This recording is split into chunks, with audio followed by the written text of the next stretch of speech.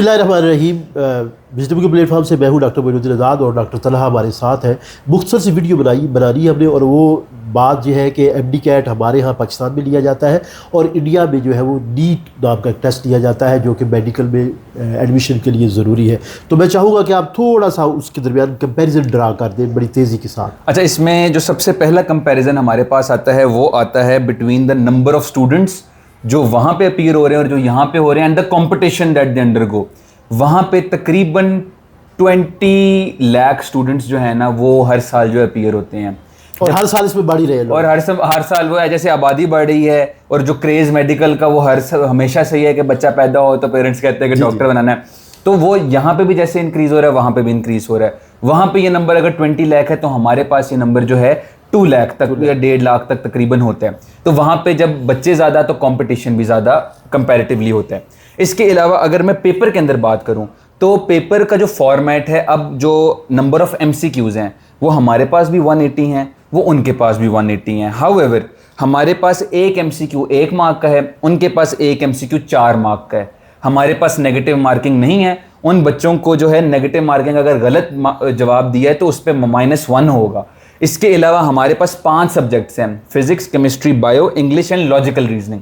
उनके पास सिर्फ बायोलॉजी और फिजिक्स और केमिस्ट्री साइंसेज हैं।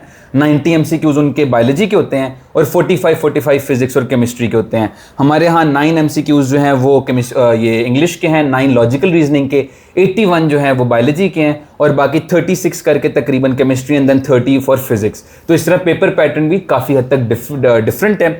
सिलेबस की जहाँ तक बात आती है तो देखें, जब आप प्री मेडिकल में है ना, चाहे आप पाकिस्तान में हैं, इंडिया या किसी भी मुल्क में हैं, तो आपने उस लेवल पे पढ़नी सिमिलर चीज़ें होती हैं। पढ़ाने का अंदाज और जो बुक का कंटेंट है वो थोड़ा सा डिफर कर सकता है। तो उसमें यह है कि हमारा सिलेबस कहीं ना कहीं ओवरलैप थोड़ा बहुत ज़रूर कर रहा है, लेकिन उनका जो क्वेश्चन बैंक है और जो हमारा क्वेश्चन बैंक है, दीज आर 2 सेपरेट थिंग्स। अच्छा, अब मैं इसमें ये पूछना चाह रहा हूँ कि बच्चे जब बाज़ औक़ात रिसर्च करने के लिए यूट्यूब पे बैठ जाते हैं और घंटों उधर लगा देते हैं। बिल्कुल ऐसे ही है। कोई इंडिया की वीडियो निकाल रहे हैं, ठीक है, उसमें इल्म नॉलेज है, आपने विजडम गेन करना है, लेकिन किस कॉस्ट पे आप कर रहे हैं जो आपको फ़ायदा ही नहीं दे रहा। तो इस वाले से थोड़ा सा आप अपने बिल्कुल ऐसे बिल्कुल इसमें यही है कि देखें, इसके लिए सबसे पहले तो ना आपको या तो कोई क्रेडिबल प्लेटफॉर्म का पता होना चाहिए या कोई क्रेडिबल यूट्यूबर भी जो आपको हो कि जो आपको प्रॉपर गाइड कर सके। फॉर एग्जांपल हमारी एकेडमी है मेडेक्सेल, तो हम लोग उसमें बच्चों को प्रॉपर गाइड करते हैं कि जी PMDC ने ये अब अनाउंस किया ऑफिशियली। रूमर्स आपको पता है कि हर दूसरे दिन कोई बच्चा भी बैठा फेक नोटिफिकेशन बना के निकाल दे तो लोग जो है उससे बड़ा ज़्यादा परेशान हो जाते हैं।